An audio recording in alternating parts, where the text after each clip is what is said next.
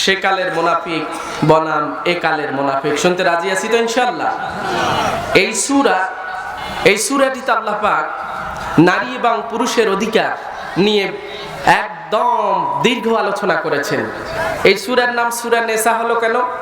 এই সূরাতে আল্লাহ পাক নারীর উত্তরাধিকার, নারীর অধিকার এবং নারী স্ত্রী হিসাবে কি অধিকার হবে, মা হিসাবে কি অধিকার পাবে, বোন হিসাবে কি অধিকার পাবে, আল্লাহ পাক নারীদের নাতিদীর্ঘ অধিকার এই সূরাতে উল্লেখ করেছেন। বিদায় এই সূরার নাম হয়েছে সূরা নিসা। জোরে বলি সুবহানাল্লাহ।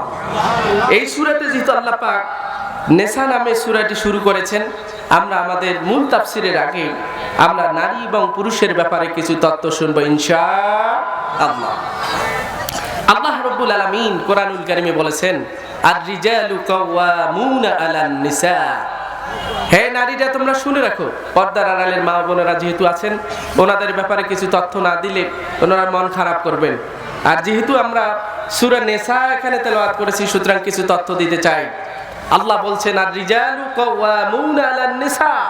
এই পৃথিবীর জমিনে নারীর হর্তাকর্তা, নারীর অভিভাবক, নারীর গার্ডিয়ান, নারীর দেখভাল করার দায়িত্ব আল্লাহ দিয়েছেন পুরুষ মানুষকে। জোরে বলি সুবহানাল্লাহ। এখন আমার পর্দার আড়ালের মা বোনেরা বলতে পারে যে, আল্লাহ তুমি আমাদেরকেও সৃষ্টি করেছো, পুরুষদেরকে সৃষ্টি করেছো, তো পুরুষদেরকে আমাদের উপর মর্যাদা দিলে কেন? বলতে পারে কি পারে না বলেন? অনেক নারীবাদী সংগঠন আছে, কোরআনের এই আয়াতটা যখন পড়বে তখন তারা এটার অপব্যাখ্যা করবে যে আল্লাহ বুঝি আমাদেরকে ঠকিয়েছে। বলেন আল্লাহ কাউকে ঠকাইছে? এক কথা বলেন, আল্লাহ কাউকে ঠকিয়েছে? আল্লাহ পাক উত্তর দিয়েছেন যে আমি কেন নারীদের উপর পুরুষদেরকে প্রাধান্য দিলাম। দুটো মৌলিক কারণ বলেছেন। একটা হলো বিমা ফাদ্দালাল্লাহু বা'দুকুম আলা বা'দিন। আল্লাহ পাক এই পৃথিবীর নিজাম ঠিক রাখার জন্য, এই পৃথিবীর শৃঙ্খলা ঠিক রাখার জন্য আল্লাহ পাক এক বস্তুকে আরেক বস্তুর উপর মর্যাদা দিয়েছেন। জোরে বলি সুবহানাল্লাহ। আমার হাতের দিকে তাকান, এই যে আঙ্গুলটা, এই আঙ্গুলের তুলনায় এই আঙ্গুলটা বড় না ছোট?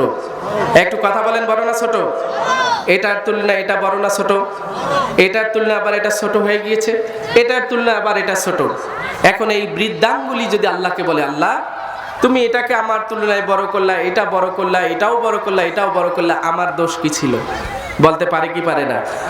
তো আল্লাহ যদি এই বৃদ্ধাঙ্গুলির কথা শুনিয়ে প্রত্যেকটা আঙ্গুলকে এই সমান করে দিত, তাহলে একটু হাত উঠান তো আপনারা সবাই, এরকম করেন তো, একটু হাত মুষ্টি করেন তো দেখি। যদি সমান হইতো, হাত মুঠ হতো, আপনি খেতে পারতেন? তাহলে আল্লাহ তাআলা এই পৃথিবীর নিজাম ঠিক রাখার জন্য যাকে যে মর্যাদায় দেওয়া দরকার, বিমা ফাদ্দালাল্লাহু বা'দুকুম আলা বা'দিন, আল্লাহ পাক এই পৃথিবীর নিজাম ঠিক রাখার জন্য একটার উপর আরেকটার মর্যাদা দিয়েছেন। জোরে বলি সুবহানাল্লাহ। এরপরে আল্লাহ পাক বলেন, শুধু এটা নয়, এরপর আল্লাহ রাব্বুল আলামিন বলেন, বিমা ফাদ্দালাল্লাহু বা'দুকুম আলা বা'দিন ওয়া বিমা আনফাকু মিন আমওয়ালিহিম। ও আমার বোনেরা, ও আমার কলিজার টুকরা মায়েরা, কান লাগিয়ে শুনেন।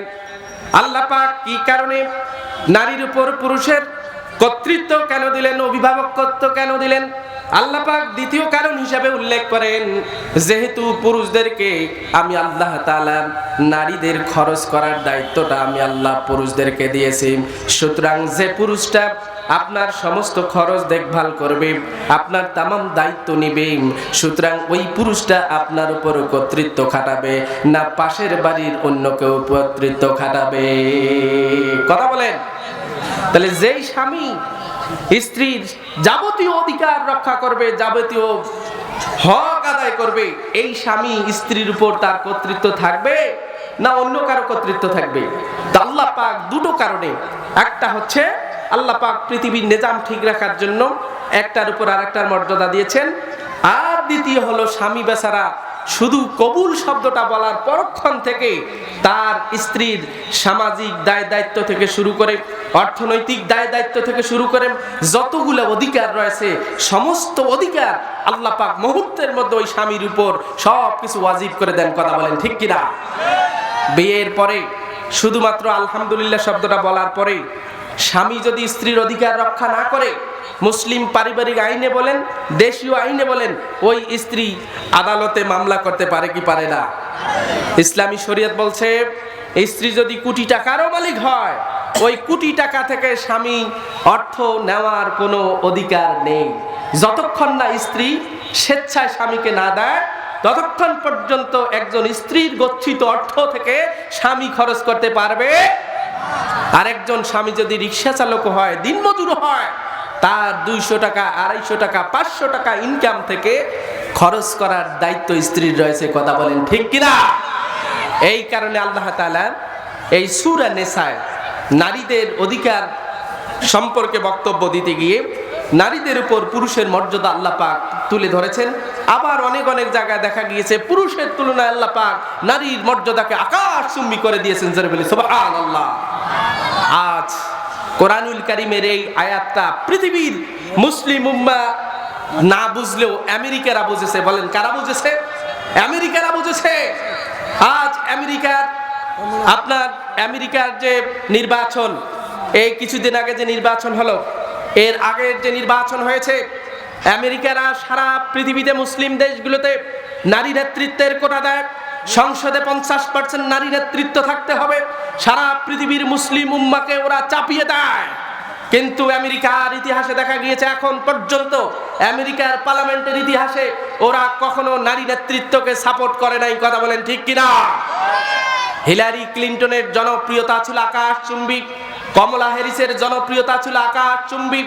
এরপরেও আমেরিকার ওই উম্মাদ পাগল মানুষগুলো, নাস্তিক মানুষগুলো, যারা মুসলিম নয়, যারা কোরআন বিশ্বাস করে না, কিন্তু কোরআনের এই আয়াতটাকে ওরা এতটাই বিশ্বাস করে, ওরা কমলা হ্যারিসের এত জনপ্রিয়তা থাকা সত্ত্বেও পৃথিবীর ইতিহাসে একটা উম্মাদ পাগল, সারা পৃথিবীর জন্য ভয়ঙ্কর ডোনাল্ড ট্রাম্পকে ওরা রাষ্ট্রপ্রধান বানিয়েছে।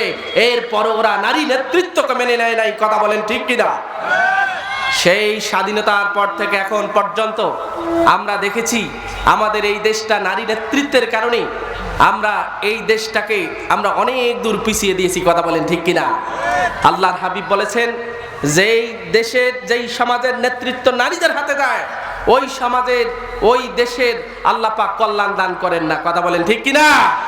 ভাইরা আমার, 1971 সালে দেশটি স্বাধীনতার পরে মালয়েশিয়া যখন স্বাধীনতা লাভ করলো, আমাদের দেশ থেকে আমরা মালয়েশিয়ায় ত্রাণ পাঠিয়েছিলাম। কিন্তু এই দেশে নারী নেতৃত্বের কারণে আমাদের দেশ যতটা উন্নত হওয়ার কথা ছিল ততটা উন্নত হয় নাই।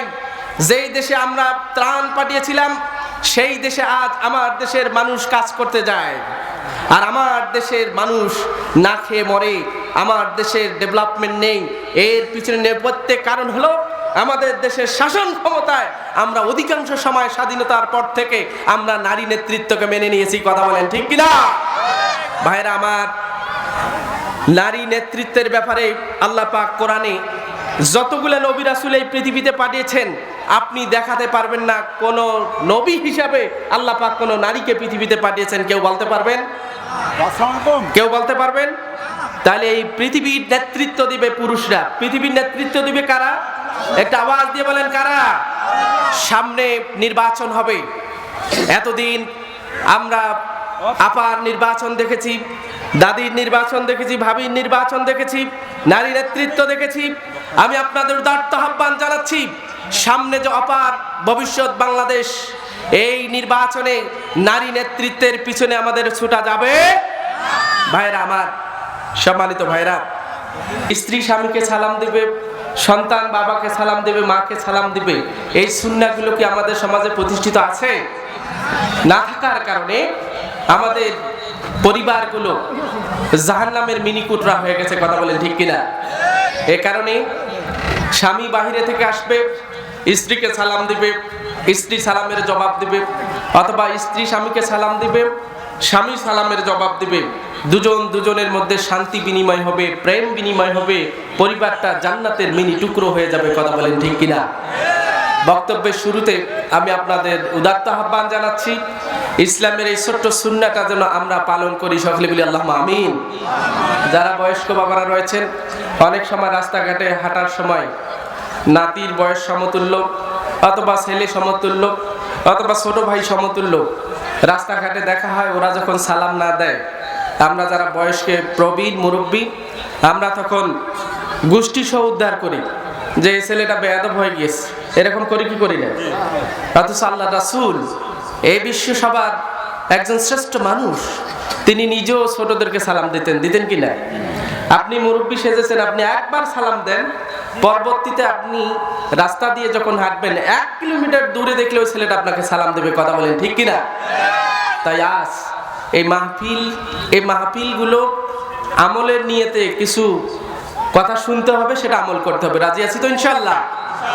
15টা বছর আমাদের এই বাংলাদেশকে বহির্বিশ্বে জঙ্গি নাটক করে সারা পৃথিবীতে বাংলাদেশের ভাবমূর্তি নষ্ট করেছিল। কথা বলেন ঠিক কিনা? বক্তব্যের শুরুতে বলতে চাই, যেই ধর্মের বেসিক ফিলোসফি একজন মানুষ আরেকজন মানুষের সাথে যতবার দেখা হবে, একটা দেয়ালের এপাশে থেকে ওপাশেও যদি দেখা হয়, একজন মুসলমান আর একজন মুসলমানের নিকট শান্তির বার্তা এটা দিতে হয়। এটাই হচ্ছে ইসলাম। যেই ধর্মের শুরুতেই শান্তি বিনিময় হয়, যে ধর্মে দেখা হলে একজন আরেকজনের শুভ কামনা জ্ঞাপন করা হয়, এই ধর্মের লোক কখনো জঙ্গি হতে পারে। কিন্তু 15টা বছর আমাদেরকে জঙ্গি নাটক সাজিয়ে বহির্বিশ্বে আমাদের মান সম্মান ক্ষুণ্ণ করা হয়েছে কিনা বলেন? এ কারণে আমরা দায়িত্বহীন কণ্ঠে বলেছিলাম যে ধর্মের শুরুতেই শান্তি বিনিময় হয়, এই ধর্ম কখনো টেররিস্ট ধর্ম হতে পারে না। কথা বলেন ঠিক কিনা? এ কারণে আমরা প্রতিবাদ করেছিলাম যে Islam doesn't support any kind of barbarity, Islam doesn't support any kind of fanatical activities. Islam doesn't support any kind of criminal activities. This is Islam. Islam is the religion of peace, serenity, dignity, humanity and unity. যারা বলি সুবহানাল্লাহ। এটা আমরা কোথা থেকে পাই? সালাম থেকে। আসুন আমরা আবারও সালাম বিনিময় করি। আসসালামু আলাইকুম ওয়া রাহমাতুল্লাহ। আলহামদুলিল্লাহি ওয়াহদা ওয়াসসালাতু ওয়াসসালামু আলা মান লা নাবিয়্যা বা'দা। وقال تعالى في كلامه المجيد وفرقانه الحميد। প্রাণ খুলে আমরা সবাই পড়ি আউযু বিল্লাহি মিনাশ শাইতানির রাজীম। বিসমিল্লাহির রাহমানির রহিম। বাশশিরিল মুনাফিকিনা বিআন্না লাহুম আযাবান আলীমা। وقال رسول الله صلى الله عليه وسلم آية المنافق ثلاث إذا حدث كذب وإذا وعد أخلف وإذا اؤتمن خان صدق الله المولانا العظيم। ঐতিহ্যবাহী তিতপাড়া বড় জুম্মা জামে মসজিদের উদ্যোগে আজকে এই কথাটির মাধ্যমে জানিয়ে দিয়েছেন, এই পৃথিবীর শাসন ক্ষমতায় নারী নয়, এই পৃথিবীর শাসন ক্ষমতায় বসবে পুরুষ। কথা বলেন ঠিক কিনা? ভাইরা আমার, আমরা আজকে আলোচনার বিষয় আমাদের ছিল এ কালের মুনাফিক বনাম সে কালের মুনাফিক। মনে আছে তো? এক কথা বলেন, মনে আছে তো? আল্লাহ রাসূলের যুগের মুনাফিক আর বর্তমান যুগের মুনাফিক, এই দুইটার মধ্যে আমরা একটু পার্থক্য শুনতে চাই কি চাই না? একটা হাত উঁচু করে বলি লিল্লাহি তাকবীর, লিল্লাহি তাকবীর। ভাইরা আমার, আল্লাহ রাসূল মুহাম্মদ রাসূলুল্লাহ সাল্লাল্লাহু আলাইহি সাল্লামের একজন পার্সোনাল সিক্রেট সেক্রেটারিয়েট ছিলেন, একজন গোপন সচিব ছিলেন, যিনি আল্লাহ রাসূলকে গোপন তত্ত্ব দিতেন। তার নাম হচ্ছে হুযাইফা ইবনুল ইয়ামান রাদিয়াল্লাহু তাআলা আনহু। এই হুযাইফা ইবনুল ইয়ামান রাদিয়াল্লাহু তাআলা আনহু বলেছেন, কোন সময় কথাটি বলেছেন? আল্লাহর হাবিবের ইন্তেকালের পরে খেলাফত শেষ এমত অবস্থায় হুযাইফা ইবনুল ইয়ামান রাদিয়াল্লাহু তাআলা আনহু বলছেন যে আল্লাহর রাসূলের যুগের মুনাফিক আর এই যুগের মুনাফিকের মধ্যে পার্থক্য আকাশ সমান। কারণ আল্লাহর রাসূলের সময় মুনাফিকরা মুনাফিকি করতো গোপনে। কথা বলেন, গোপনে। আর এই যুগের মুনাফিকরা প্রকাশ্যে মুনাফিকি করে। আজ থেকে 1500 বছর আগে রাসূলুল্লাহ সাল্লাল্লাহু আলাইহি ওয়াসাল্লামের গোপন সচিব হুযাইফা ইবনুল ইয়ামান রাদিয়াল্লাহু তাআলা আনহু যেই কথাটা বলেছেন, আজ 1500 বছর পরে সেটার বাস্তবতা আমরা দেখতে পাই। কথা বলেন ঠিক কিনা? মুসলিম নাম বেশ ধারণ করে মুসলমান বেশ ধারণ করে মুসলমান সেজে মুনাফিকি করছে আমাদের দেশে, এরকম ইতিহাস আছে না নাই? এক কথা বলেন, আছে না নাই? আসুন কতটুকু আছে আমরা রাসূল পাক সাল্লাল্লাহু আলাইহি ওয়াসাল্লামের একটা হাদিস, ব্যাখ্যামূলক একটি হাদিস শুনি। আল্লাহর হাবিব বলেছেন, আয়াতুল মুনাফিকে সালাসুন, মুনাফিকের আলামত কয়টি? একটা আওয়াজ দিয়ে বলেন, মুনাফিকের আলামত কয়টি? তিনটি। বলেন কয়টি? তিনটি। এক নম্বর হলো ইজা হাদ্দাসা কাযাবা। ভাইরা আমার, আমলের নিয়তে কথাগুলো শোনার চেষ্টা করুন। আমাদের অনেকেরই স্বভাব আছে কথায় কথায় মিথ্যা কথা বলার। কথা বলেন ঠিক কিনা? মিথ্যা হচ্ছে সকল পাপের মূল। আপনি মিথ্যা যদি বলার আপনার যদি অভ্যাস থাকে, তাহলে বোঝা যায় আপনি সব পাপ করতে পারেন, এটা স্পষ্টত। তো সুতরাং এক নাম্বার মুনাফিকের আলামত হচ্ছে ইজা হাদ্দাসা কাযাবা, যখন সে কথা বলে কথায় কথায় মিথ্যা বলে। এই বাংলাদেশে 15টা বছর আব্দুল্লাহ ইবনে উবাই ইবনে সুলুলের যোগ্যতম উত্তরসূরি নাতনি আমাদের হাসু আপা কথায় কথায় মিথ্যা কথা বলেছে। কথা বলেন ঠিক কিনা? সবচেয়ে বড় যে মিথ্যাচার করেছে, আজকে এই মাহফিলটা কি উদ্যোগে? জামে মসজিদ। সবচেয়ে বড় মিথ্যা কথা বলেছে আল্লাহর ঘর মসজিদকে নিয়ে। শুনতে রাজি আছেন তো? একটা আওয়াজ দিয়ে বলে, শুনতে রাজি আছেন? এই হাসু আপা কথায় কথায় সবচেয়ে বড় মিথ্যাচার আল্লাহর ঘর নিয়ে করেছে, সেটা হলো আমি 570 মডেল মসজিদ করেছি। আর বাপ করেছে? আর বাপ টাকা দিয়েছে? সৌদি গভর্নমেন্ট টাকা দিয়েছে বাংলাদেশের ইসলাম প্রসারের জন্য, বাংলাদেশে ইসলামের খেদমত করার জন্য। সৌদি গভর্নমেন্ট 570টা মডেল মসজিদের টাকা দিয়েছে। আর এই বাংলার জমিনে আব্দুল্লাহ ইবনে উবাই ইবনে সুলুলের নাতনি আমাদের হাসু আপা কথায় কথায় বিভিন্ন বক্তৃতা মিথ্যাচার করেছে। সে বলেছে আমি 570 মডেল মসজিদ করেছি। কথা বলেন ঠিক কিনা? ধিক্কার জানাই এরকম মিথ্যুক দেশ শাসককে, আমরা ধিক্কার জানাই। কথা বলেন ঠিক কিনা? কথায় কথায় বলেছে আমি পদ্মা সেতু করেছি। ভাইরা আমার, পদ্মা সেতু আমাদের বাংলাদেশে দরকার ছিল, এখনো দরকার আছে, এর বিরোধিতা আমরা করি না। পদ্মা সেতুর কারণে বাংলাদেশের 19টা জেলার সাথে সংযোগ তৈরি হয়েছে, এটা আলহামদুলিল্লাহ। কিন্তু পদ্মা সেতু আমি করেছি। কার টাকায় আপনি পদ্মা সেতু করেছেন? এই বাংলার মানুষের খেটে খাওয়ার টাকা দিয়ে আপনি পদ্মা সেতু করেছেন। আপনি মিথ্যাচার করেছেন। মিথ্যাচার করার পিছনে কারণ হলো পদ্মা সেতু বাংলাদেশের মানুষের কল্যাণের জন্য করা হয় নাই। স্পষ্ট বলে দিতে চাই, কলকাতা থেকে আগারতলা 31 ঘন্টার পথ। বলেন কলকাতা থেকে আগারতলা কয় ঘন্টার পথ? 31 ঘন্টার পথ। বাবা দাদুরা কলকাতা থেকে আগারতলা যাইতে হলে 31 ঘন্টা তাদেরকে ব্যয় করতে হয়। এই হাসু আপা, এই বাবা দাদু, এই দাদু দুলাভাইকে খুশি করার জন্য পদ্মা সেতু করে 31 ঘন্টা থেকে 5 ঘন্টায় নামিয়ে এনেছে। বাংলাদেশের পদ্মা সেতু ওরা যদি ব্যবহার করে 31 ঘন্টার পথ 5 ঘন্টায় ওরা পারাপার করতে পারে। তাদের সুবিধার জন্য এই পদ্মা সেতু করা হয়েছে, বাংলার মানুষের জন্য পদ্মা সেতু করা হয় না। আপনারা ইতিহাস জানেন, পদ্মা সেতু আমাদের দরকার, কিন্তু আমাদের জন্য করা হয় নাই। ওই ভারত যেন কলকাতা থেকে আগারতলা 5 ঘন্টায় যেতে পারে, ভারত যেন এদেশে কর্তৃত্ব খাটাতে পারে, এই কর্তৃত্ব বাস্তবায়নের জন্য পদ্মা সেতু করা হয়েছে। কথা বলেন ঠিক কিনা? ভাইরা আমার, এই ভারতকে খুশি করতে গিয়ে যা যা করা দরকার আমাদের হাসু আপা তা করেছে, আমরা এটা ধিক্কার জানাই। কথা বলেন ঠিক কিনা? ভাইরা আমার, ও যুবক ভাইরা, তোমাদের কথাতে বলছি, গাজওয়াতুল হিন্দ সামনে আসিতেছে। আমাদের এই দেশটাকে নিয়ে দেশীয় এবং আন্তর্জাতিক ভাবে নানান ভাবে ষড়যন্ত্র চলছে। কথা বলেন ঠিক কিনা? শুধু এই দেশ নিয়ে নয়, সমগ্র মুসলিম উম্মাহ নিয়ে আজ ষড়যন্ত্র চলছে। আল্লাহর হাবিব 1500 বছর আগে যেই ভবিষ্যৎবাণী করেছেন গাজওয়াতুল হিন্দ, সেটা মনে হয় আমাদের জীবদ্দশায় হয়তো হতে যাচ্ছে।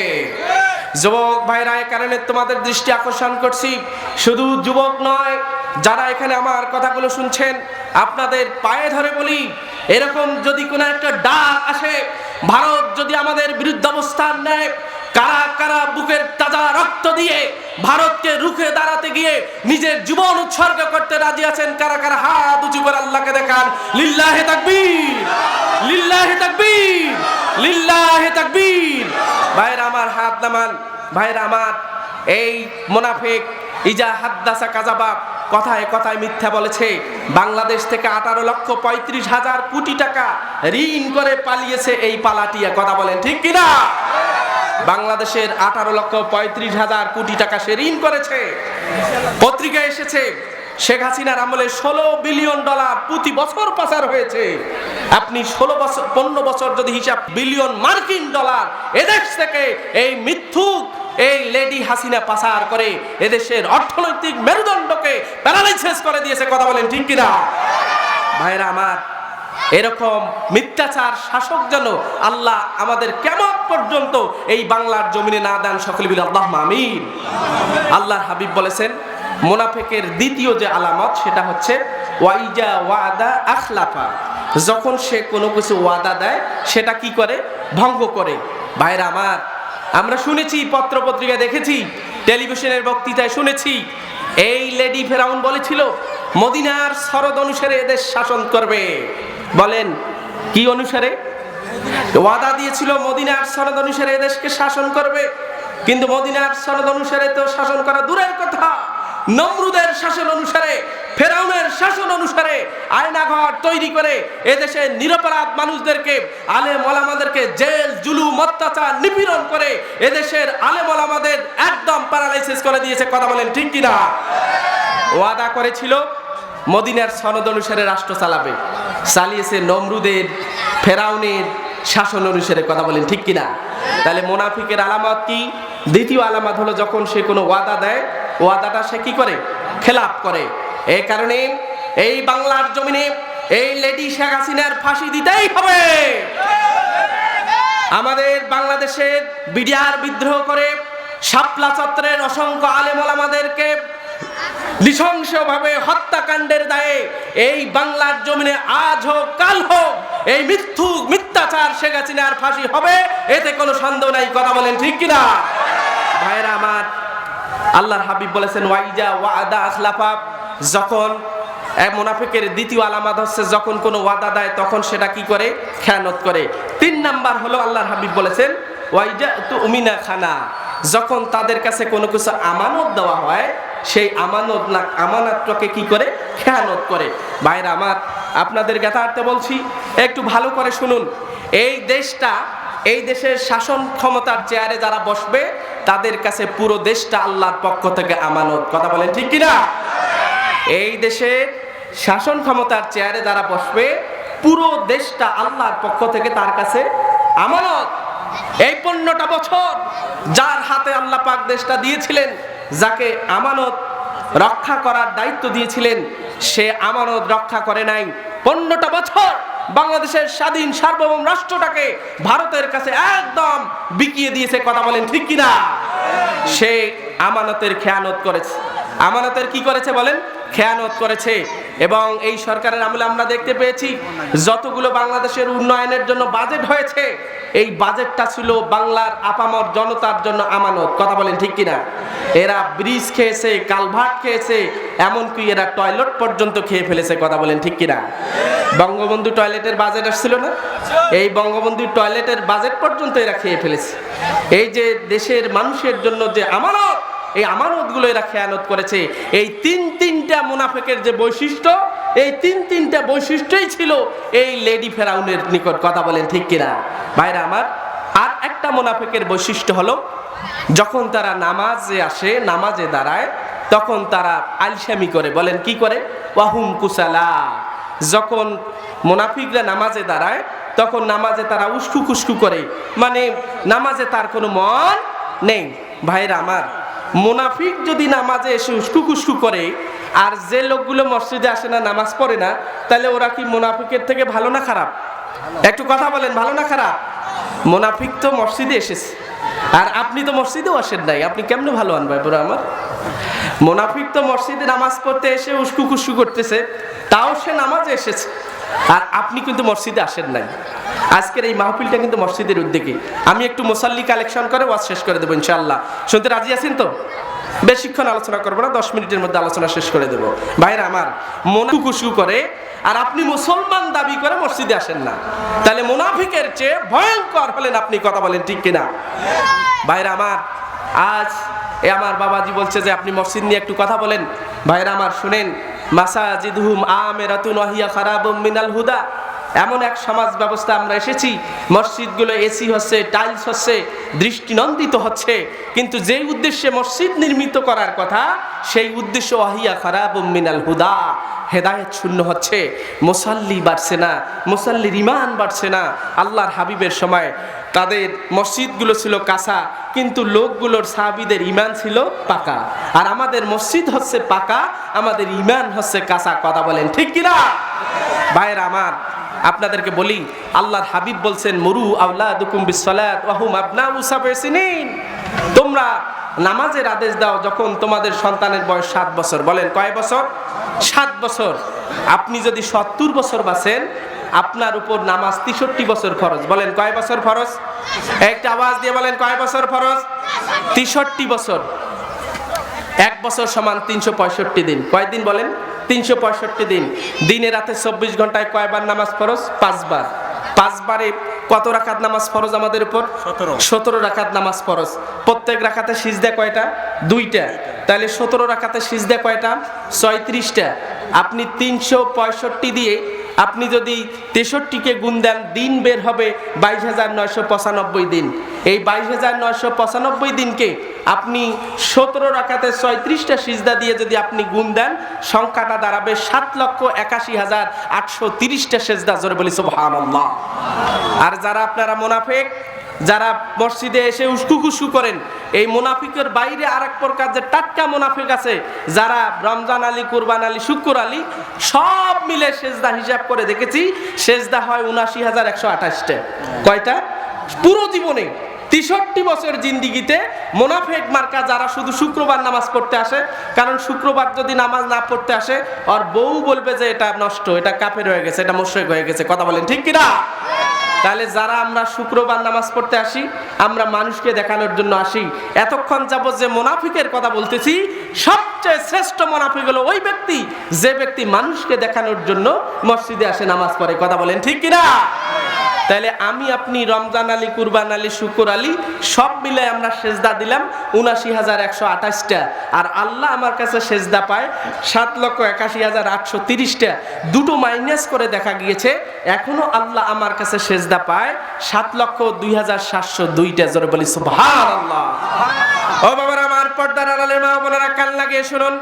শয়তান একটা সেজদা অস্বীকার করার কারণে আল্লাহ রাব্বুল আলামিন মুহূর্তের মধ্যে আকরামুল মালায়েকা, সর্বশ্রেষ্ঠ ফেরেশতার মুহূর্তের মধ্যে তাকে ইবলিসের কাতারে নাম দিয়ে দিলেন। তার তামাম জিন্দেগীর সমস্ত ভালো কাজগুলো বলন্টিত করে দিলেন। ও বাবারা আমার, কলিজার টুকরা, ও আমার সম্মানিত মা বোনেরা, আমরা যারা নামাজ পড়ি না, আমরা যারা 7,02,702টা সেজদা অস্বীকার করি, শয়তান একটা সেজদা অস্বীকার করার কারণে আল্লাহ যদি শয়তানের উপর এত বড় পানিশমেন্টের ব্যবস্থা করে, তাহলে আমরা এতগুলো সেজদা অস্বীকার করার কারণে আমার আল্লাহ আমার প্রতি, আপনার প্রতি কত বড় পানিশমেন্ট দিবে। তো বাবার আমার, এই কারণে আমি আপনাদেরকে একটা ওয়াদা নিয়ে ওয়াজ শেষ করে দেব। আজকে থেকে মৃত্যুর আগ পর্যন্ত কারা কারা 5 ওয়াক্ত নামাজ পড়বেন, একটু হাত উঁচু করে আল্লাহকে দেখায় লিল্লাহি তাকবীর।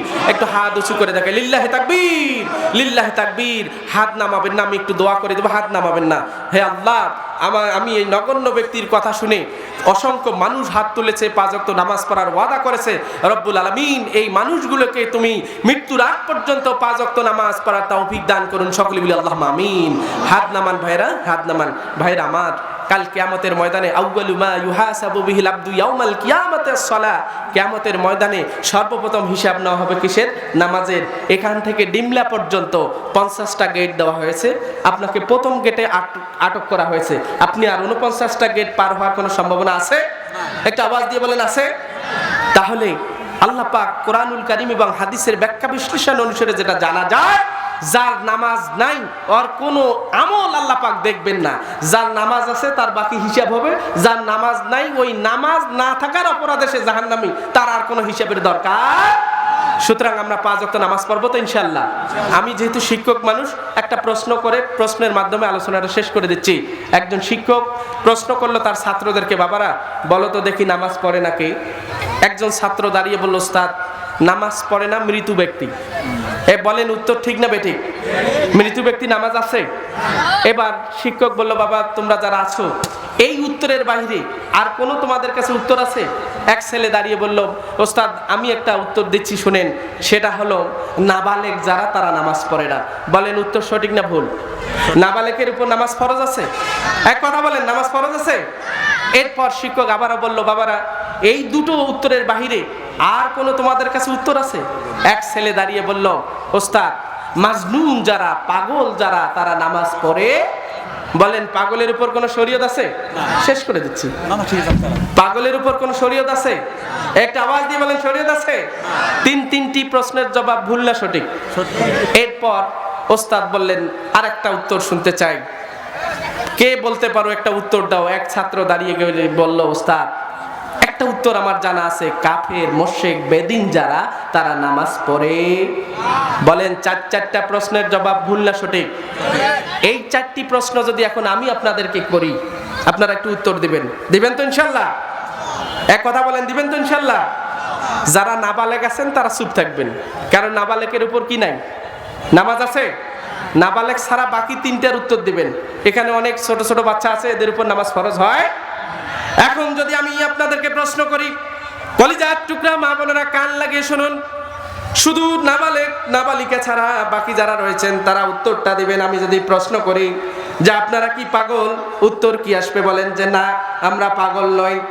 আপনাদেরকে যদি প্রশ্ন করা হয় আপনারা কি নাবালেগ, প্রশ্নের জবাব আসবে না না আমরা নাবালেগ নই। আপনাদেরকে যদি প্রশ্ন করা হয় যে আপনি কি কাফের, আপনি কি মুশরিক, পরক্ষণে উত্তর আসবে না না আমি কাফেরও না আমি মুশরিকও না।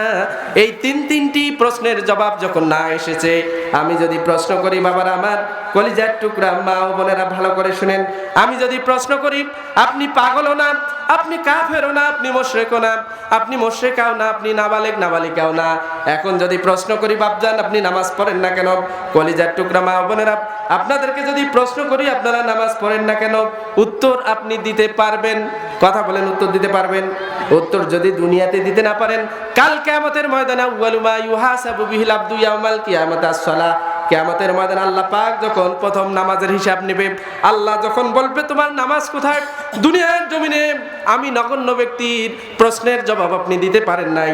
কাল কিয়ামতের ময়দানে মহান আল্লাহ মালিকের সামনে দাঁড়িয়ে মালিক যখন আপনাকে প্রশ্ন করবে, তখন বলেন তো দেখি মালিকের সামনে আপনি কি জবাব দেবেন?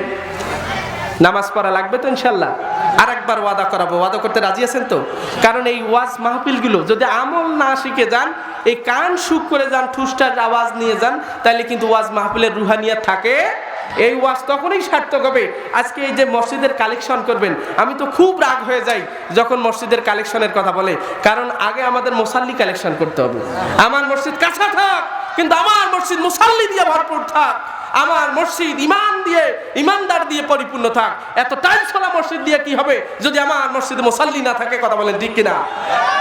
সুতরাং ভাইরা আমার, আপনাদের উদাত্ত আহ্বান জানাচ্ছি, নামাজ পড়তে হবে। নামাজ ছাড়া আপনার কোনো আমল আল্লাহর দরবারে কবুল হবে না। আরেকটা কথা বলবো, হ্যাঁ আমাকে বলবেন, আমি শেষ করে দেবো। ভাইরা আমার, আমরা যারা এই যে এখানে বয়স্ক বাবারা আছেন, অনেকেই নামাজ পড়ে, আলহামদুলিল্লাহ বলি, সবাই বলি আলহামদুলিল্লাহ। কিন্তু আপনি একা নামাজ পড়েছেন, নামাজ পড়তে পড়তে আপনার কপালে কি হয়েছে? দাগ পড়েছে। আপনি নামাজ পড়েছেন কিন্তু আপনার বিবিকে নামাজ পড়ার নাই। আপনি নামাজ পড়েছেন, আপনার কলিজার টুকরো সন্তানকে নামাজি বানান নাই। আপনার ইনকাম যারা খায় তাদেরকে আপনি নামাজি বানান নাই। আপনি একা একা জান্নাতে যাওয়ার জন্য তাহাজ্জুদ, আওয়াবিন, ইশরাক, ফরজ, ওয়াজিব, নফল, সুন্নাহ সব পড়েছেন। নামাজ পড়ার কারণে আল্লাহ পাক আপনার উপর খুশি হয়েছে, আল্লাহ আপনাকে জান্নাত দিবেন। সকলে বলি আল্লাহুম্মা আমিন। কিন্তু ভেজাল আছে, ভেজাল আছে। ইসলাম বলছে কু আনফুসাকুম, নিজে বাঁচো। এরপর বলা হয়েছে তোমার পরিবারকেও বাঁচাও। আপনি নিজে ভালো কাজ করে করে জান্নাতে যাবেন, আর আপনার পরিবারের, আপনার বিবি জাহান্নামে যাবে, আপনার সন্তান জাহান্নামে যাবে। আমার আল্লাহ এটা সহ্য করবে? আপনার বিবি আল্লাহর দরবারে বলবে, আল্লাহ 60টা বছর স্বামীর সাথে সংসার করেছি, স্বামী 5 ওয়াক্ত নামাজ পড়েছে, ঠিক আছে, স্বামী মসজিদে গিয়েছে, স্বামী গভীর রাতে গভীর রজনীতে উঠে তাহাজ্জুদ নামাজও পড়েছে। আল্লাহ, আমি যে তার বিবি হই, আমাকে কোনো দিন নামাজের জন্য আদেশ করে নাই। আল্লাহ, আজ আমার স্বামী জান্নাতে যাচ্ছে, আমি জাহান্নামে, আমি সেটা মানি না। কথা বলেন ঠিক কিনা? বিবি যদি আল্লাহর দরবারে ফরিয়াদ করে, নালিশ করে, অভিযোগ করে, আমার আল্লাহ রব্বুল আলামিন এই অভিযোগের কারণে আপনি জান্নাতি ব্যক্তিটাকে আল্লাহ পাক জান্নাতে যেতে দিবে না, আপনাকে জাহান্নামে ফেলিয়ে দিবে। কথা বলেন ঠিক কিনা? এ কারণে ইসলাম এমন একটা ধর্ম, নিজেও বাঁচতে হবে, আহলে পরিবারকে বাঁচাতে হবে। শুধু আহলে পরিবার নয়, সমগ্র পৃথিবীর মুসলিম উম্মাহকে জান্নাতে নেওয়ার জন্য সমাজ ভিত্তিক, নামাজ ভিত্তিক সমাজ ব্যবস্থা চালু করতে হবে। কথা বলেন ঠিক কিনা?